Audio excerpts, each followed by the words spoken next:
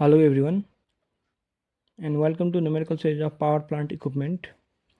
Today our numerical problem is a three-phase synchronous generator produce an open circuit line voltage of 13,856 volt.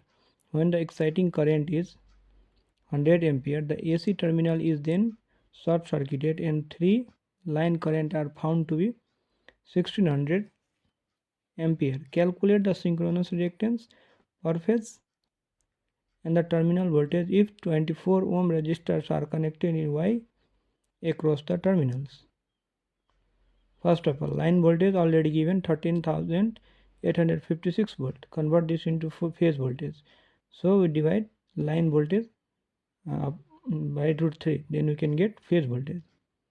Now when the terminals are short circuited, the only impedance limiting the current flow is that due to the synchronous reactance.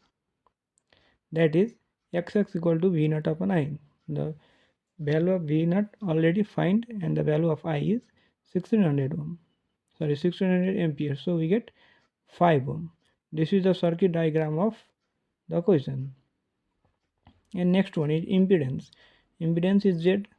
The formula of Z equal to root under R square plus Xs square. Put the value of R and X. Value of R is 24 and value of Xx is 5. So we get 24.5. And the current equal to V naught upon Z. The value of V naught is 7999.76 and the value of Z is 24.5.